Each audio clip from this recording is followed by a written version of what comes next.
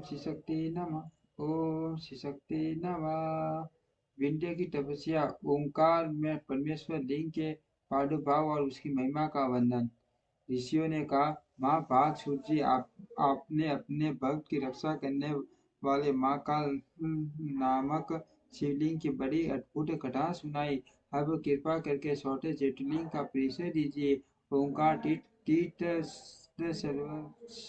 सर्वकाट ये कि परमेश्वर का जो ज्योतिर्लिंग है उसके आविर्भाव की कथा सुनाइए। सूर्य जी बोले, महर्षियों, ओंकार तीर्थ में परमेश्वर संख्य ज्योतिर्लिंग जिस प्रकार प्रकट हुआ वह बताता हूँ, प्रेम से सुनो। एक समय की बात है, भगवान नारद मुनि गोकर्ण नामक शिव के समीप जा बड़ी भक्ति के साथ उनकी सेवा करने लगे।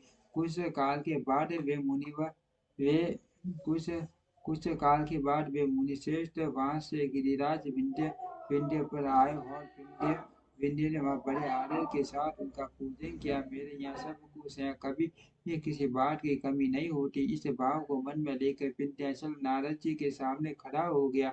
उसकी वह अभिमान भरी बात सुनकर अहंकार नाशक नारद मुनि लंबी सांस खींचकर चुपचाप खड़े रह गए। यह देखकर विंध्य पर्वत ने पूछा, आपने मेरे यहाँ कौन सी कमी देखी? आपके इस तरह लंबी सांस खींचने का क्या कारण है? नारद जी ने कहा, भैया, तुम्हारे यहाँ सब कुछ है, फिर भी मेरू पर्वत तुमसे बहुत ऊंचा है।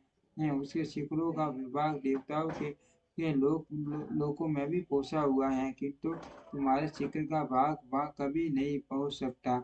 सूर्य जी कहते हैं, ऐसा कहकर नारद जी वहां से जिस तरह आए आए थे उसी तरह चल दिए, परंतु विंध्य पर्वत मेरे जीवन आदि को धिक्कार है, ऐसा सोचता हुआ मन ही मन संतप्त हो उठा। अच्छा, अब मैं विश्वनाथ भगवान शंभु की आराधना पूर्वक तपस्या करूंगा, ऐसा हार्दिक निश्चय करके वह भगवान शंकर के शरण में गया।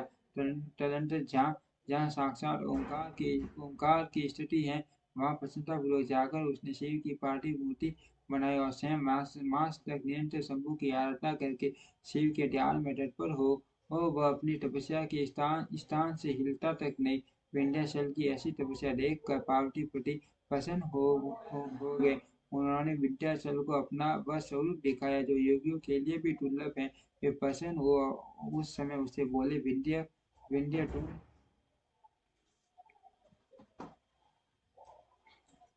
तुम मनोवांछित वर मांगो, मैं भक्तों को अभीष्ट वर देने वाला और तुम्हारी ही तपस्या से प्रसन्न हूँ। विंध्य बोला,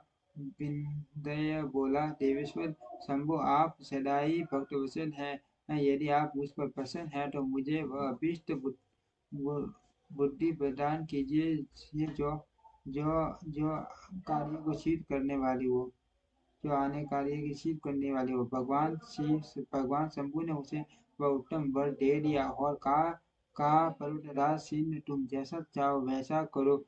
इसी समय देवता तथा निर्मल मंथन करने वाले ऋषि वहां आए और शंकर जी की पूजा करके बोले, प्रभु, आप यहाँ स्थित रूप से निवास करें।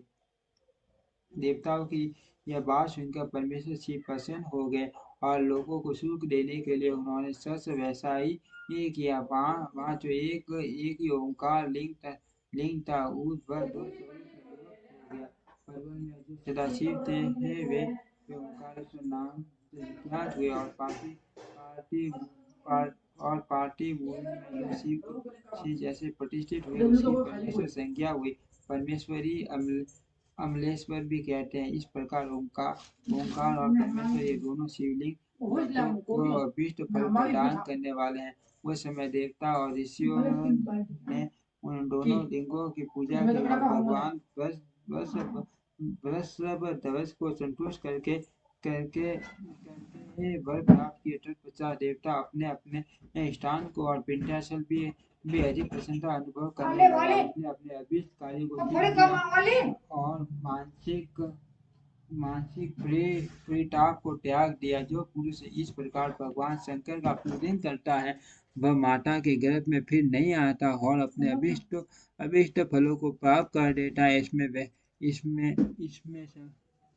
संशय नहीं, सूर्य कहते हैं। महर्षियों ओंकार में जो ज्योतिर्लिंग प्रकट हुआ है और उसके आरावह नाम से जो फल मिलता है वह सब यहाँ तुम्हें बता दिया है। इसके बाद मैं उत्तम उत्तम केदार नामक ज्योतिर्लिंग का वर्णन करूंगा। ओम श्री शक्ति नमः। ओम श्री शक्ति नमः। ओम श्री शक्ति नमः।